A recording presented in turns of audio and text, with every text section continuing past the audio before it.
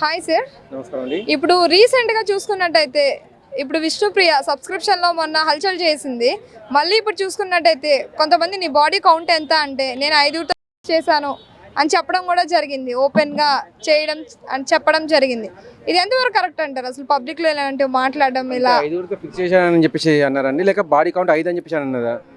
నేనైతే 5 అని చెప్పేసి వచ్చినట్టుగా విన్నాను. 5 ఫిక్స్ చేశానన్నట్టుగా నాకైతే అనిపించలేదు ఎక్కడ కూడా. మేబీ నేను చూడడం తప్పేమో, కానీ నేను ఇక్కడ చెప్పదలుచుకుంది ఒకటేనండి.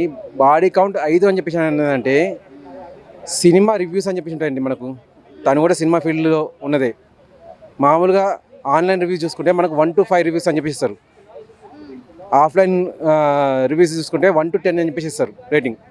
మేబీ ఆమె ఆఫ్లైన్ రేటింగ్ ప్రకారం 1 to 10లో నా బాడీ కౌంట్ అని చెప్పేసి నాది 5 అంటే యావరేజ్ బాడీ అని చెప్పి చెప్పిందేమో.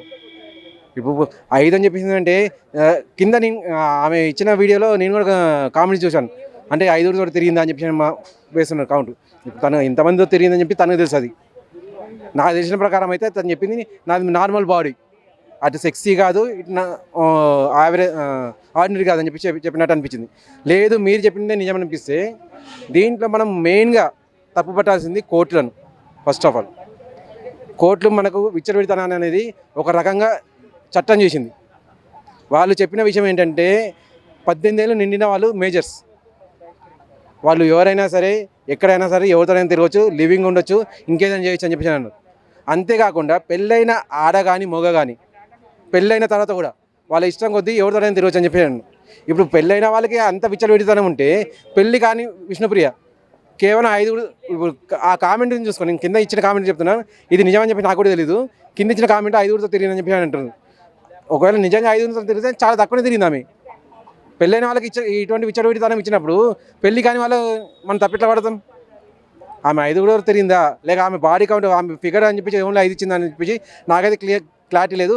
ఒకవేళ ఆమె ఫిగర్ ప్రకారం చెప్తే నేను ఆమె ఖచ్చితంగా సమర్థిస్తున్నాను. లేదు 5 తిరిగానని చెప్పేసి అంటే కూడా కోర్టులు ఇచ్చిన ఏదైతే ఫైనల్ జడ్జిమెంట్స్ ఉన్నాయో వాటిని పట్టించి కూడా ఆమె కరెక్టే మాట్లాడిందని చెప్పి అలా చెప్పుకునే ధైర్యం అయినా తనకు వచ్చింది.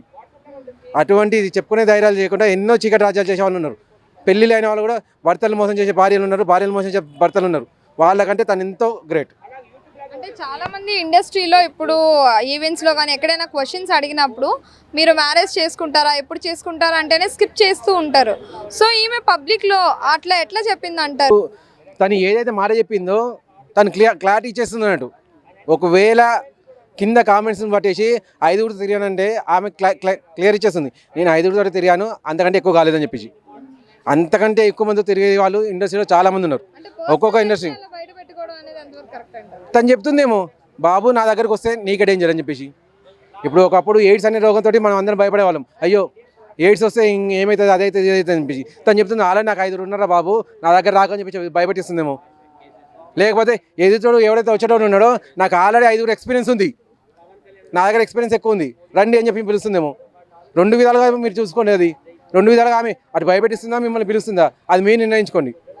తనైతే తన వర్డింగ్లో తన హావభావాలో తన చరిత్రలో క్లియర్గా ఉంది. అంటే ఇదైతే తప్పు కాదంటారు అలా చెప్పడం. చట్టం అనేది కొన్ని చట్టాలు చేసినప్పుడు, కోర్టు అనేది కొన్ని చట్టాలు చేసినప్పుడు ఆ చట్టాల పరంగా ఇది అయితే ఖచ్చితంగా తప్పు కాదండి. క్లియర్. మనం మార్చాల్సింది కోర్టు ఆ జడ్జిలను.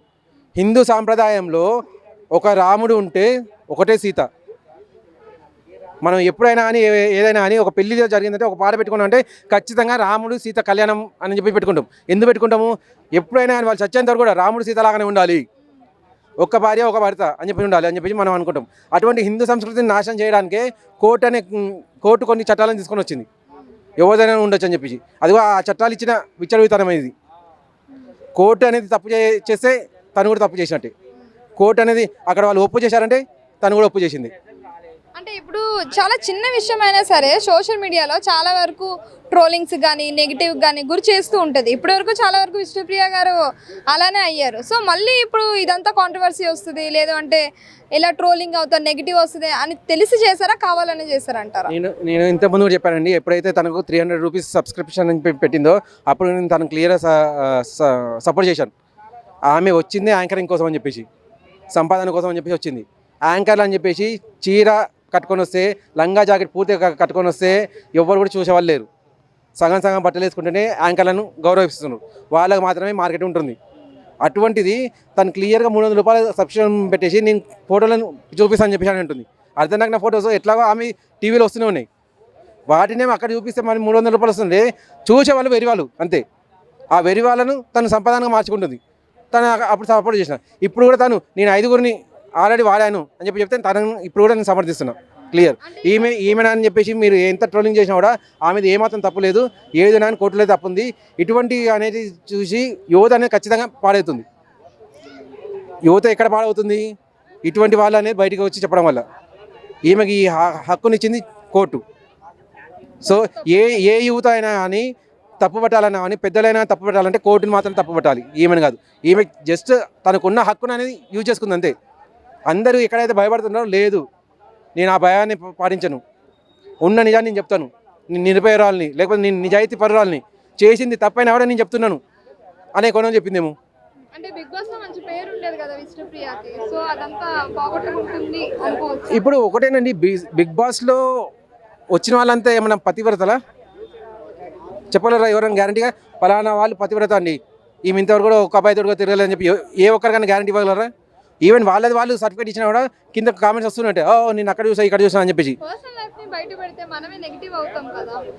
సో వాళ్ళ చూడండి ఒక్కొక్కది ఒక్కొక్క మార్కెట్ టెక్నిక్. ఇప్పుడు మనకు ఆంధ్రాలో ఎవరైతే పరిపాలన ఉన్నారో వాళ్ళని విమర్శించడం ప్రతిపక్షానికి అలవాటు, అది వాళ్ళ టెక్నిక్ అన్నట్టు. ప్రజల్లో మేము ఇంకా అంత ఉండాలని చెప్పేసి. సేమ్ ఇక్కడ కూడా ఈమె నెగిటివ్ పబ్లిసిటీ వస్తుందని చెప్పేసి అనుకుందేమో. ఇప్పుడు ఏదైతే నాకు సబ్స్క్రిప్షన్స్ అని చెప్పి 1000 మంది ఉన్నారు, 3000 మంది, 5000 మంది ఉన్నారు, ఈ కామెంట్ చేయడం వల్ల 1,00,000 మంది రావచ్చేమో అని చెప్పి పెట్టుకుందేమో. ఇప్పుడు ఆలోచిస్తుంది ఒకటే, అది పబ్లిసిటీ అనేది నెగిటివ్ కానివ్వండి పాజిటివ్ కానివ్వండి, ఏదైనా కానీ నాకు డబ్బులు వచ్చేటట్టు ఉండాలని చెప్పి. ఒక వీడియో మనం రిలీజ్ చేస్తున్నామంటే ఈ వీడియో 10 మంది చూడాలని చెప్పి అనుకోవట్లేదు, ఆ 10 మంది చూడడం వల్ల అమౌంట్ రావాలి నాకు అని చెప్పి అనుకుంటాం. ఇప్పుడు ఆమె కూడా ఆ రకంగానే చేసిందేమో, ఆమె తన సొంతంగా సంపాదించుకుంటుంది, అందులో తప్పేముందండి?